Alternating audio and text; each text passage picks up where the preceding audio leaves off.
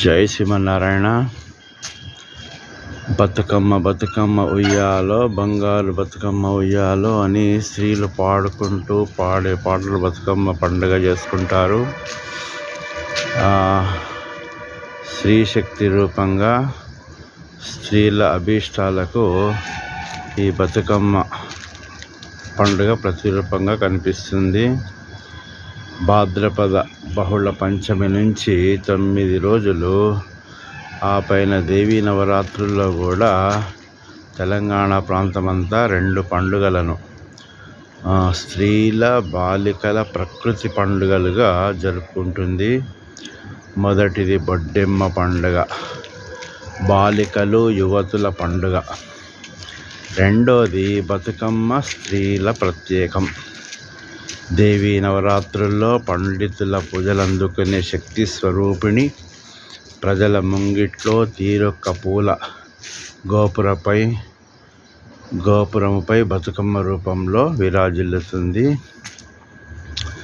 ప్రజల నమ్మకమే కాకుండా బతుకమ్మ పేర్చే పద్ధతి, పూజా విధానం అత్యంత శోభాయమానంగా ఉండి బతుకమ్మను శక్తి రూపంగా రుజువు చేస్తాయి. శ్రీ మహావిష్ణువు ధర్మ సంస్థాపనార్థం దశావతారాలు దాల్చినట్టుగా పార్వతీదేవి దశావతారాలు ధరించి రాక్షసులను సంహరించి ప్రజలను రక్షించిందని పురాణాలు చెబుతున్నాయి.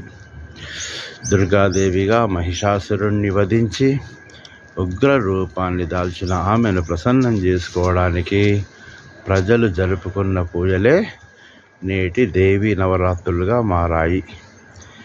మహిషాసురుణ్ణి వధించి స్పృహ కోల్పోయిన దేవిని మేల్కొల్పి సంతృప్తి పరచడానికి స్త్రీలందరూ ఆమెను బతుకమ్మ అని పిలుస్తూ ఆటపాటలతో ప్రార్థించారు. ఇక విజయదశమి రోజున శ్రీదేవి స్పృహ నుంచి తేరుకుంటుంది. దేవి పునర్జీవించిందని నాటి నుండి ఆమెను బతుకమ్మగా కొలుస్తున్నారని ఐతిహ్యం. అదేవిధంగా లలితా త్రిపుర సుందరిని శ్రీచక్ర ప్రతిరూపంగా భావించి పండితులు కొలుస్తూ ఉంటారు. ఆ శ్రీచక్రమే సామాన్యుల బతుకమ్మగా మారినట్లు రుజువులు కూడా ఉన్నాయి. శ్రీచక్రంలోని మేరు ప్రస్తారం బతుకమ్మ ఆకారాన్ని పోలి ఉంటుంది.